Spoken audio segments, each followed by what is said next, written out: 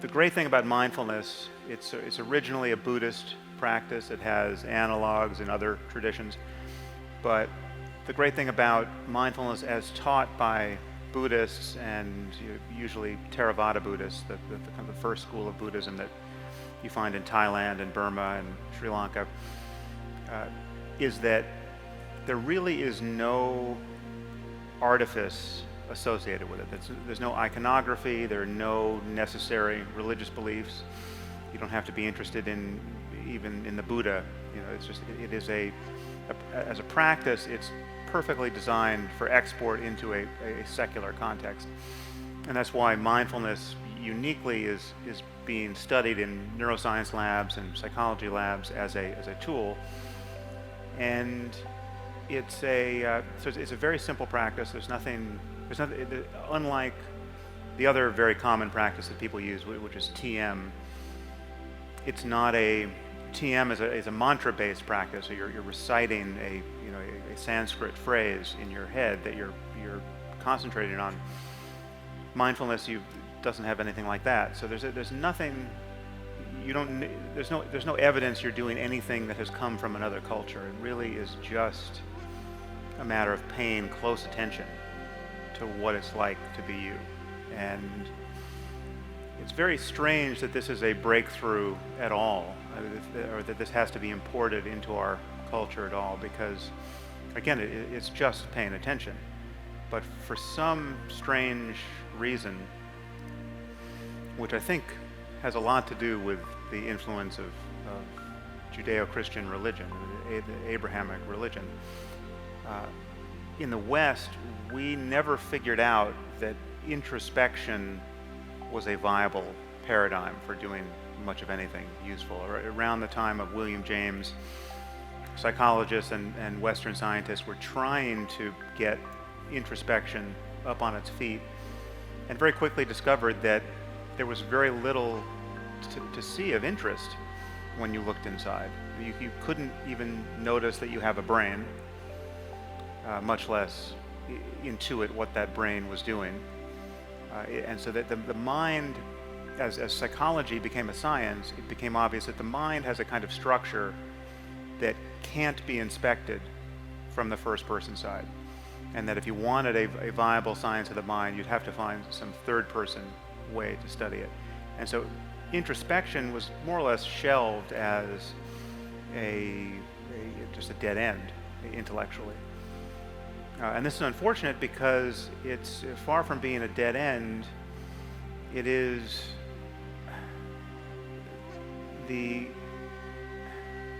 what I'm about to teach you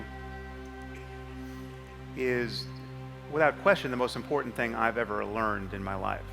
Right? And I had to go to the East, essentially, to learn it. It's the most important tool psychologically I've ever learned. It's in some ways, the most important tool ethically. And it is, while it can't do everything of interest intellectually with respect to confirming anything one way or the other about the nature of the human mind, it can do a lot. And there are many things you can discover about your mind through introspection that align perfectly with what we have every reason to believe is true about the mind through third-person methods like neuroscience or Western psychological science. So I'm going to talk for a little bit while I teach you to meditate, and I'll just kind of intersperse meditation instruction with some more talking, and we'll sort of kind of go in and out of practicing and considering this matter. And I'll leave a lot of time for Q&A because I'm sure there'll be some questions. So to begin, just sit a little straighter than you may be naturally. This is the time of day where falling asleep is the enemy. And you might just gently close your eyes. And just take a few deep breaths.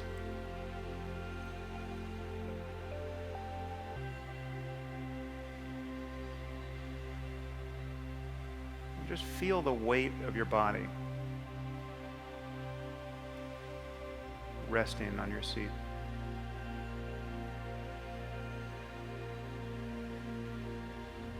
Feel the heaviness, pressure, heat or cold.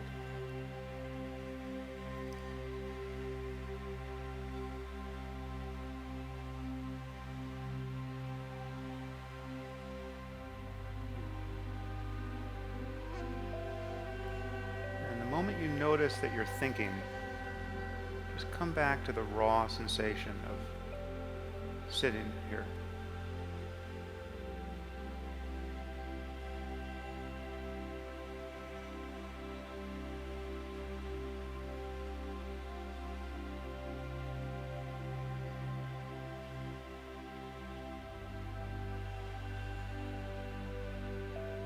See if you can feel your body closely enough, just the raw sensations,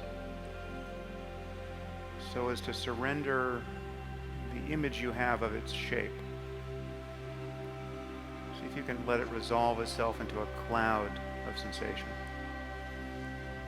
so that you don't feel a knee or a hand or a shoulder or a back. Just feel points of sensation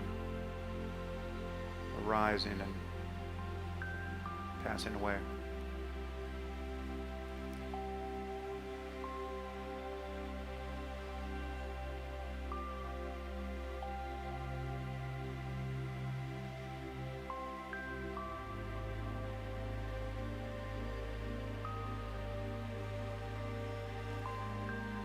Also, bring your attention to the sounds in the room.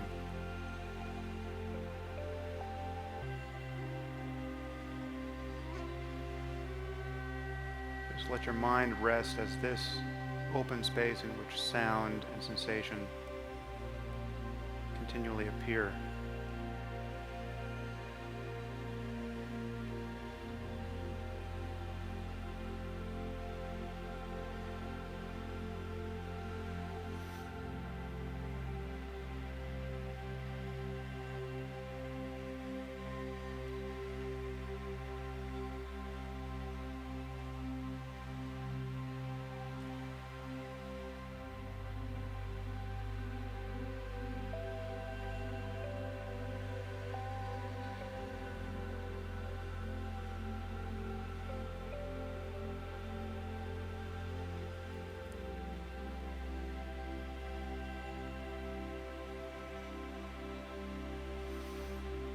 Okay, well now you can open your eyes.